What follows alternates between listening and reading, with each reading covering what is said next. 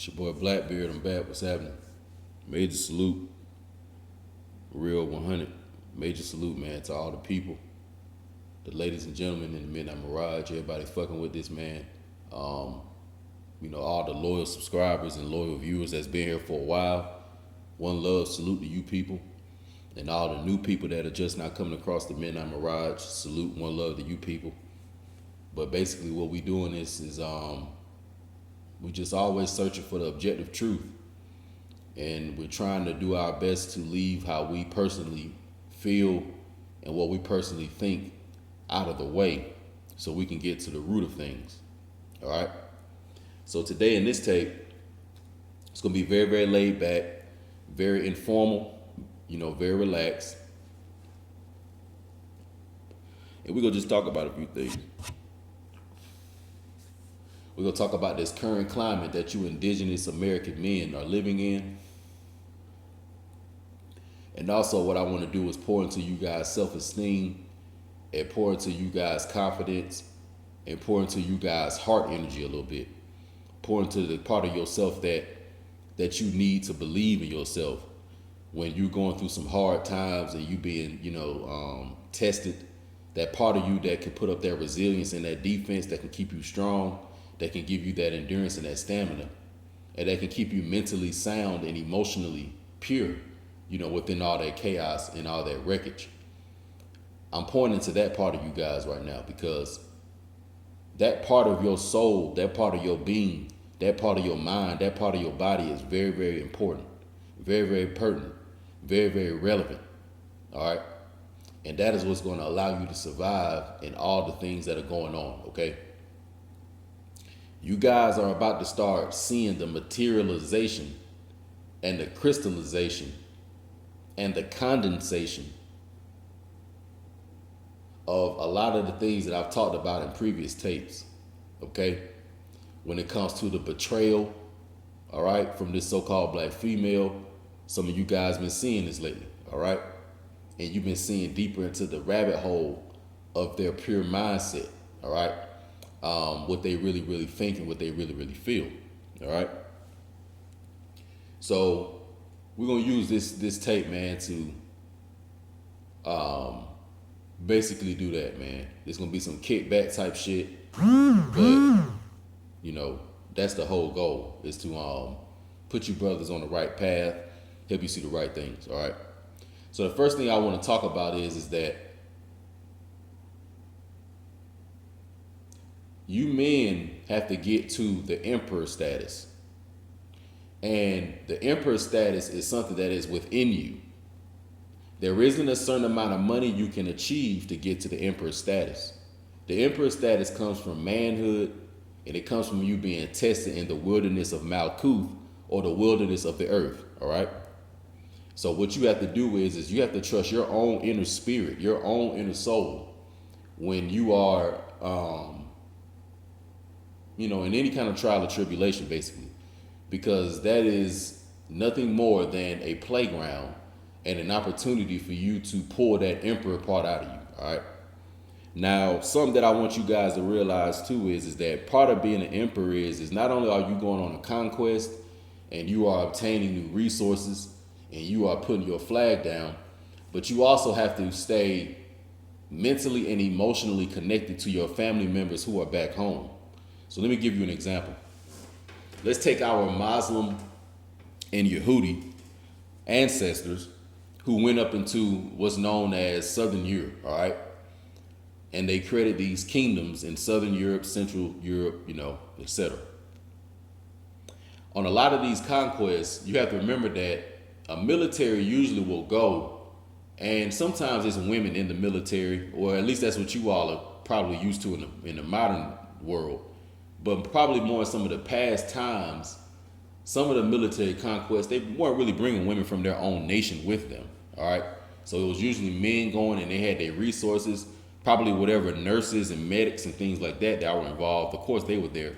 But nevertheless, it was more of a situation of economic conquest, and land grabbing, really. So it wasn't about bringing women and having pleasure and stuff like that. Some of the adverse effects of that, is the sexual aggression that you see that is played out when some of the conquests actually, activated in the enemy's territory, and then the women of the enemy's territory typically are, violated and stuff like that. But nevertheless, when you're going on a conquest, you're away from your family for a long time, and you can get caught up in, I guess, the conquest, the new things that you are gaining, and you living out your adventure and stuff like that. So an example of this could be a guy out who, it's it's April going into May, so it may be some guys listening to this tape who are in high school. So let's say it's some guys that's in the 12th grade listening to this tape, and these guys are about to graduate high school. They are about to go into a journey. They are about to go and, figure out who they really are. They are about to be tested based on however their astrological mythos is written out. But nevertheless, they're about to really, really figure out who they are in these next, I'll say 4 to 6 years while they're on their collegiate quest. They're going to go to college. Some of them are going to lose their virginity if they weren't having sex in high school. Some of them may start drinking and smoking for the first time, going to house parties. Some of them going to get into little conflicts with the police because they're going to go to colleges in probably different cities and states that they didn't grow up in. Some of them probably going to experience racism for the first time because a lot of them probably lived in all black cities and all black high schools, but maybe they got accepted to a college that's in another part of, the state, or maybe in a whole other state period. So they're going to have to go through a lot of things on their own. They're going to have to figure out how to get, food, money, etc., go to class, all these things on their own. And it's going to be a lot of good experiences. It's going to be a lot of the stuff is going to be fun. They finally got the independence that they want, etc. So what a lot of the young men would do is that, sometimes it's real easy not to call back at the crib. You know what I'm saying? Call back at the spot and see what's going on with mom and dad, or grandma or whoever it is that's back at home. That's really, your family base. That's really the ones that's keeping you tight. That's your foundation. So no matter where you spring out to or where you project to, you have your base or your, like I said, your home base that you come from. So you got to remember, man, like you have to always keep in contact with your family members. The people that really always got your back, your family and friends and stuff, people that was always keeping it cool, keeping it real with you and stuff like that. You got to call those people, check on those people, make sure that they're mentally and emotionally, sound and stuff like that. Because people be going through things out here that's in your family. And a lot of the times they may not say things to you. They may not tell you that they got certain things going on, especially if they older and they may be your parents or grandparents, aunts, uncles, older cousins. So you got to step up now as an emperor, being that you 17, 18, 19. And now you're going to have to realize that a lot of the roles and responsibilities, they're going to start slowly reversing. So the same way that you was always, or at least when you were younger, the same way that mom and dad always was taking care of you. As you start getting older, it's going to reverse, and you're going to have to start taking care of mom and dad. You know what I'm saying? And things like that. And the reason why I'm saying this is just because I want you young guys to understand, man, is that you're going to be here on this planet a long time. And the life folds out, like a timeline. But if you already know what's coming ahead, then it's best to go ahead and prepare and act right now on what you know is coming ahead. So that means when you get in college, don't look at it like because I'm a freshman, I can act like A, B, and C. Look at it like, okay, I'm in college, but basically I'm supposed to stay here, obtain what I'm supposed to obtain, which is the college degree and, of course, the life experiences. But I'm also supposed to leave and get ready to do something else that really I should already be thinking about now at this point by being 17, 18, 19. So you really need to already know before you go to college that, okay, it's not like I can just go in this shit and just be fucking off like, like this is just a whole nother reality that is now my new reality. Because you got to remember, it's a cycle. Like, as the years are going to go on, you're going to notice the people you came in with as freshmen, y'all going to graduate at the same time, basically, if everybody's on the same time. But if not, the people that you came in with, they'll be done graduated and they moved on with their life, but you still behind because either you ain't, got all your credits yet, You know what I'm saying? Or even worse, you done dropped out because some fuck shit happened. You know, let's say with some of these women, you know, like they'll go in and they mess around, may get pregnant, you know, and then some of the guys may mess around, go and get a kid. So what prevents you from doing a lot of this shit is honestly, bro, is you keeping it 100 and still talking to your loved ones and close people that still care about you back home. You know, like your home base, wherever it is that you from. You know what I'm saying? Because them people gonna be the ones that, you know, help you make the. It ain't, you know what? I'm gonna let you know how deep it is. It ain't even about making the right decisions. It's the mere fact of the spiritual energy of those people, because it kind of go back to the Dragon Ball Z episode that I told you about that one time, y'all, about when I think it was Trunks. He may have been fighting that guy that came with Black Goku. You know, it was the Dragon Ball Z that came out last year. But anyway, you know, it was the one that hyped when Black Goku came out. And I remember it was Black Goku, and then there was another guy that was with him. But anyway, that when he was fighting Trunks and stuff, but all the people were on the island, they were praying for Trunks. And they was like hoping for him to win. And once again, now they on the home base while Trunks is somewhere else on the journey fighting, on the Heru, on the Heracles mission, fighting the Hydra. Y'all remember about my tape fighting the Hydra? While Trunks is fighting the Hydra, his people back home, they praying for him. Because he, you know, they know what he out there doing. They know what he got going on. And as the people praying for him, you can see this kind of white spiritual love energy coming off the people. And it was literally flying to Trunks. And when it got to Trunks, it literally created like a halo around him. And he turned into a Super Saiyan, because it was like this blue orb. Long story short, he turned into a higher level Saiyan and basically defeated the guy. So that was very, very important now about this Dragon Ball Z shit. Another episode when Goku turned into the Super Saiyan after, I think it was Frieza, when Frieza had, you know what I'm saying, was beating up and, you know, killing off his friends and shit. And that compassion that Goku had for his friends, the love for people that had love for him and his foundation, that really he just wanted to see them win, you know, and knowing damn well that they going through a bullshit in life, and you know what I'm saying, we all really just want to get to the top. Like, it was that really turned him into the Super Saiyan. And that's what a lot of you niggas are not understanding. You're not really understanding why it's certain people who real powerful. Let me give you another example. So, you know, everybody out there know by now that Blackbeard is a basketball fanatic. I mean, that's just what it is, you know. Blackbeard been playing basketball since he was 3 years old. You know, that's just what it is. And a lot of the times, you know, when I watch the NBA games and shit, you know, I look at the magazines and shit like that. But I also look at the players, and I look at the shoes that the players are wearing, right? So, you know, one of my favorite players is, of course, my boy Lebron. You know what I'm saying? Out there in LA and shit, you know.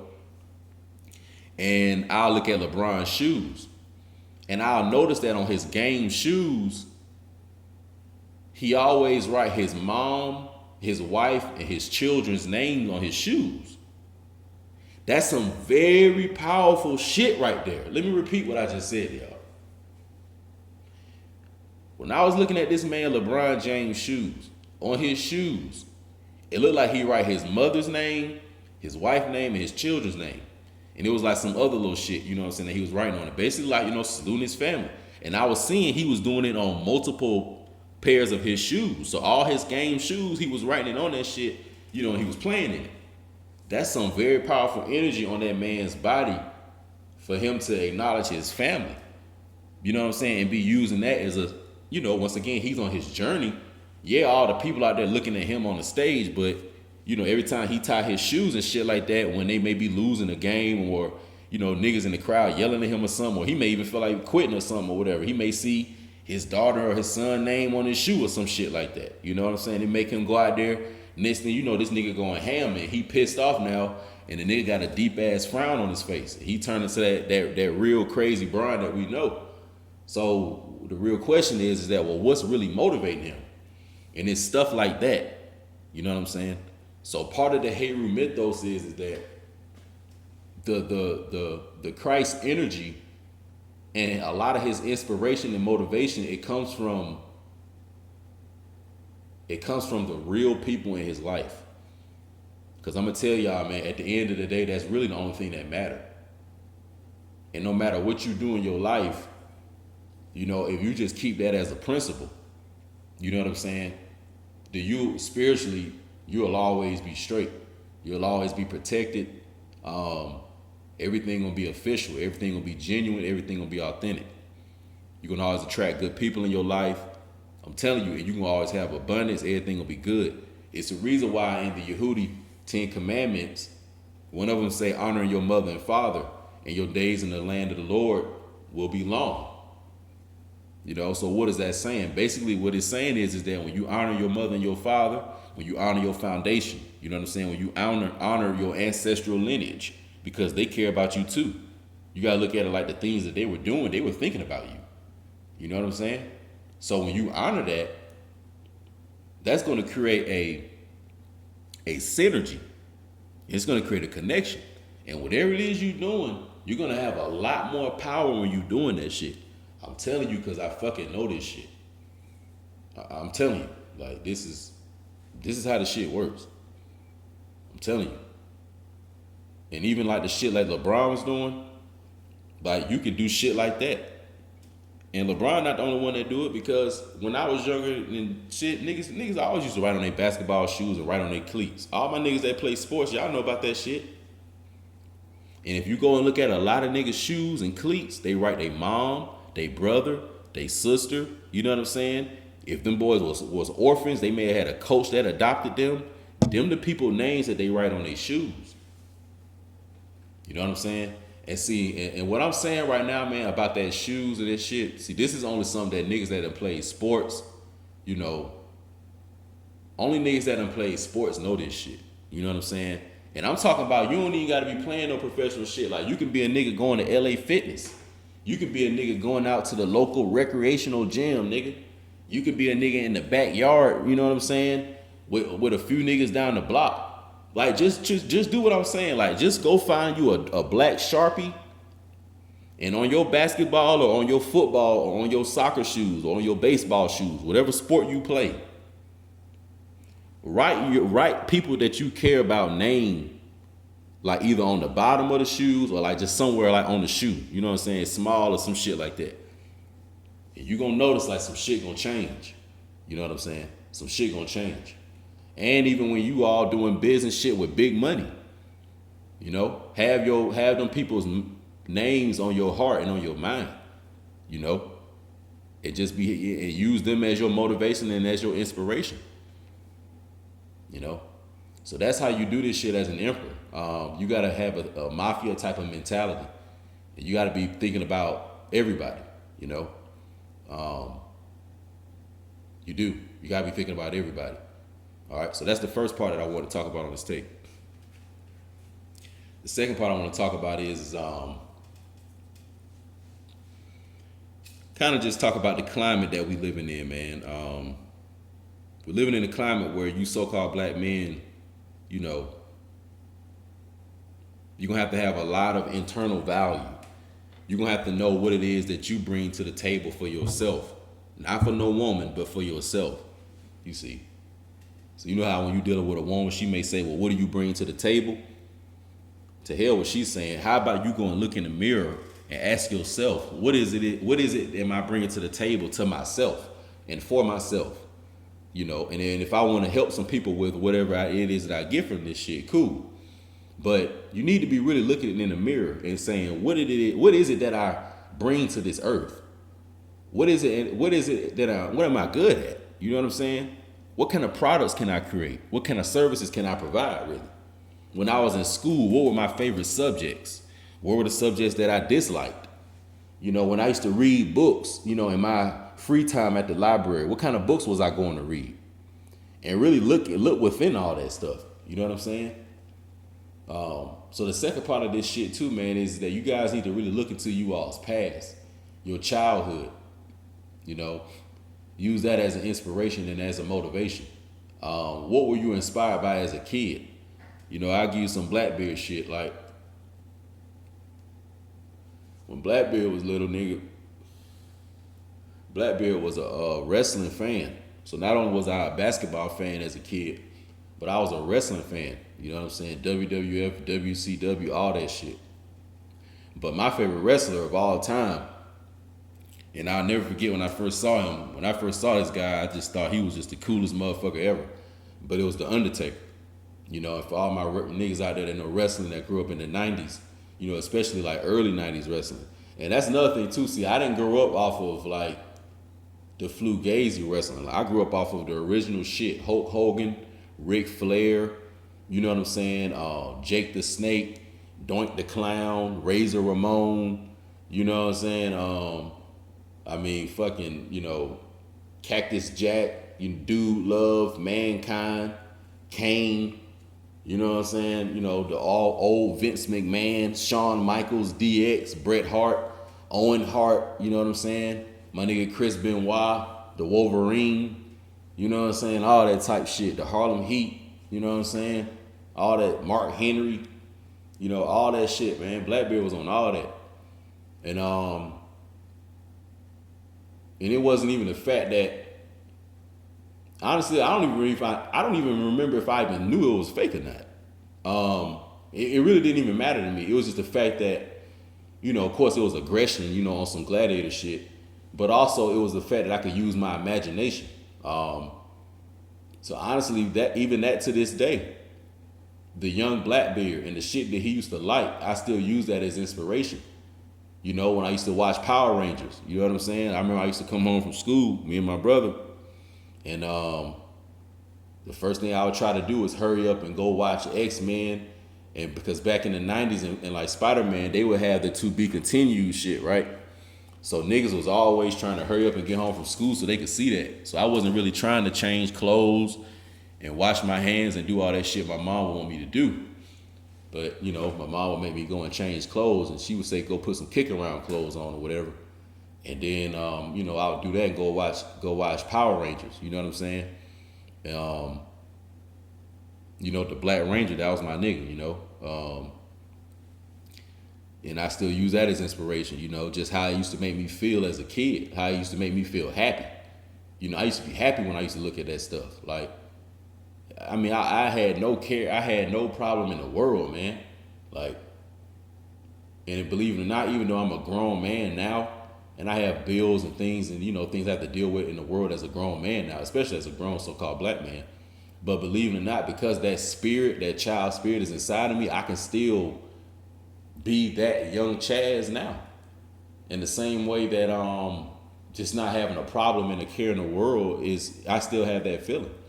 Because believe it or not, man, a nigga like me, man, this shit's so powerful that if I were to go watch, let's say right now, if I were to go watch the best of Raw was, for all the, once again, all my wrestling niggas used to come on at 9 o'clock, or used to go off at 9 o'clock on Monday night.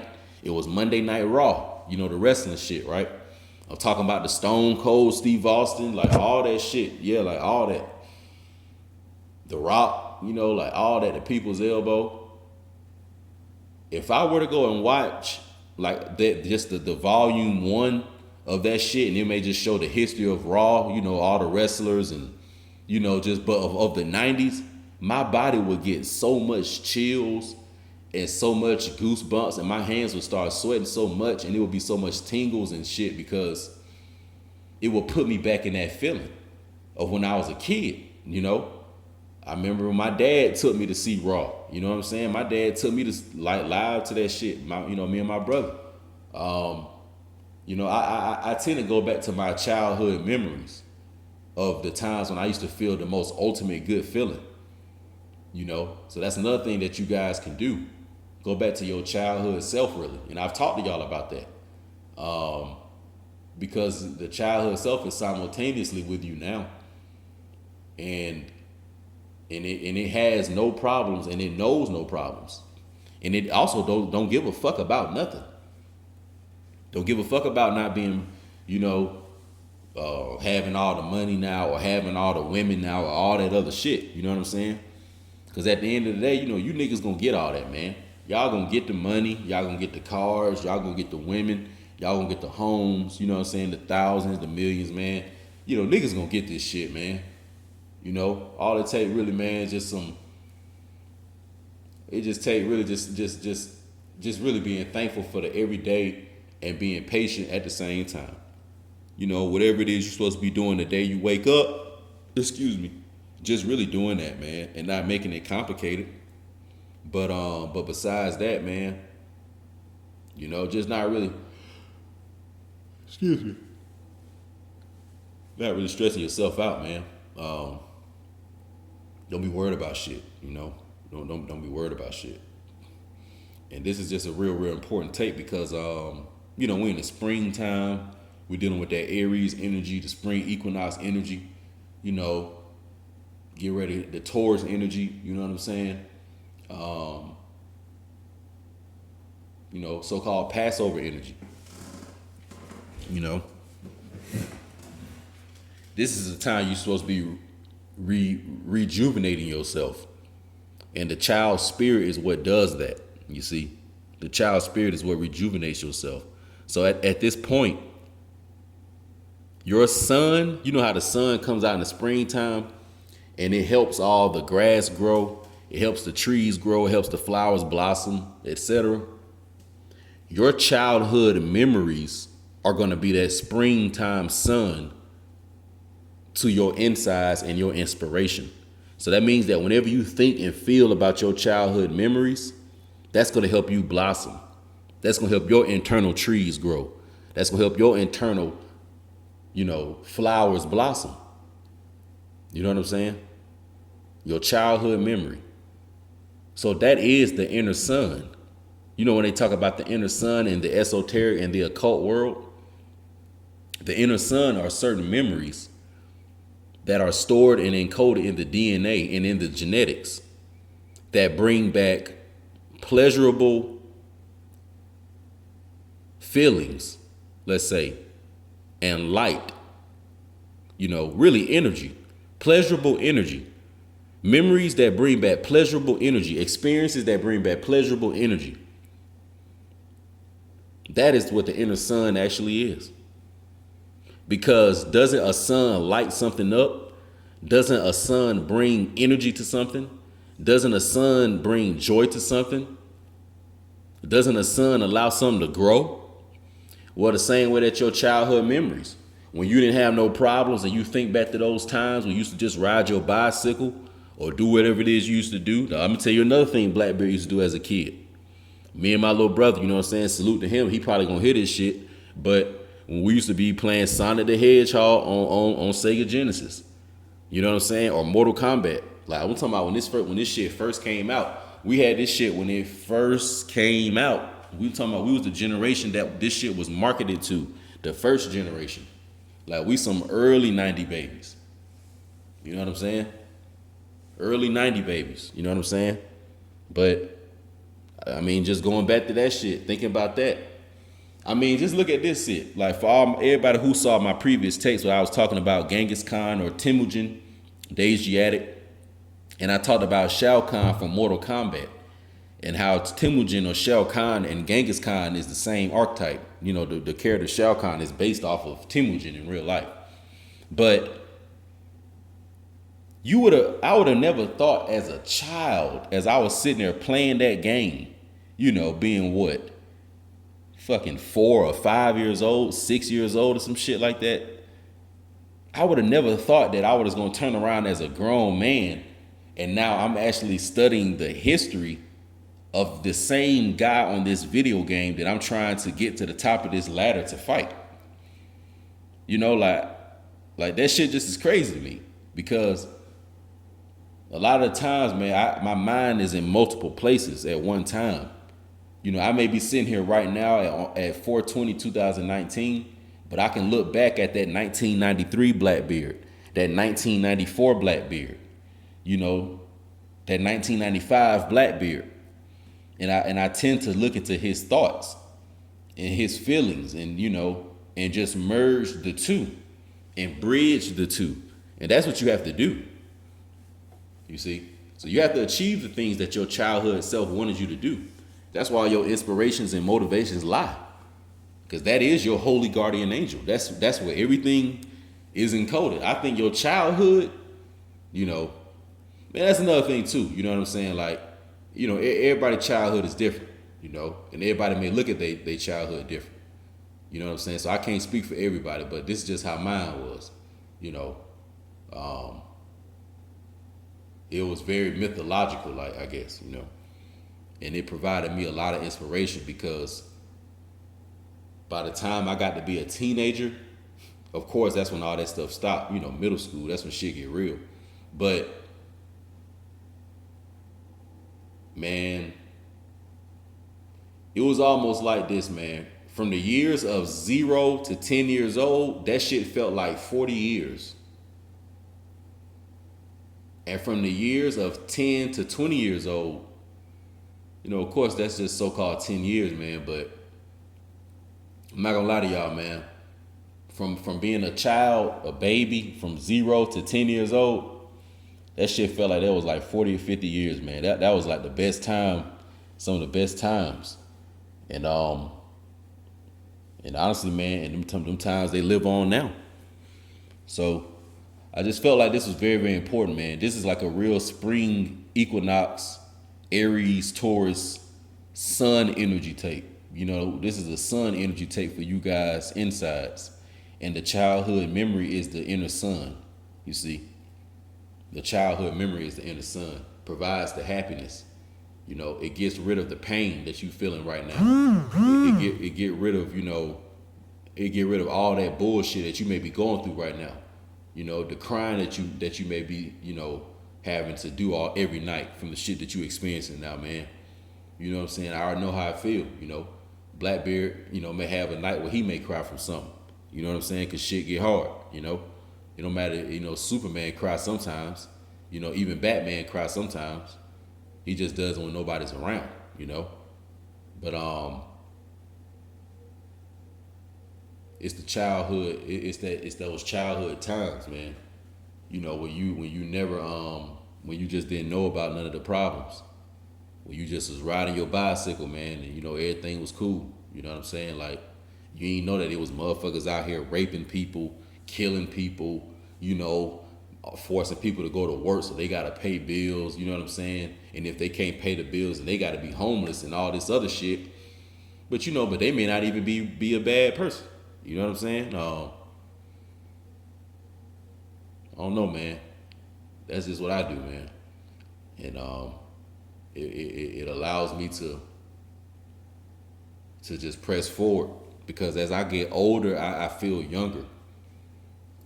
You know what I'm saying? As I get older each year, I feel younger. And I feel more and more like the young Blackbeard, the young Mirage. You know what I'm saying? The mystical young being, the Magi child. You know, the child in Bethlehem. He really, really exists within me. You know, the baby Yeshua or that baby Heru, it really, really does exist within me. There is an eternal child inside of me. And it's a baby and it doesn't grow. But it's a baby, but yet it's a grown man. And that child is even more wise than I am. That's actually the source of all my wisdom. You know, niggas want to know, oh, Blackbeard, where you be getting all this stuff from? You know, who's telling you this or it's X, Y, and Z? And honestly, it's that. It's the internal child. But yet it's a grown man. It's an old man at the same time. He's a baby, but yet he's an old man with a beard. It's a paradox to him. I can't really figure him out, you know. I can't figure him out, man. But it's like he's a baby, but yet he's an old man. It's real, man. But it's 420, you know what I'm saying? I ain't gonna hold y'all up too long. But just wanted y'all to think about this and let y'all know Blackbeard salutes, you know, all the real people out there, the men and women. Stay down and come up, you know, keep shit 100. Always keep your principles. And show love to people who show love to you. It's your boy Mirage. I'm out.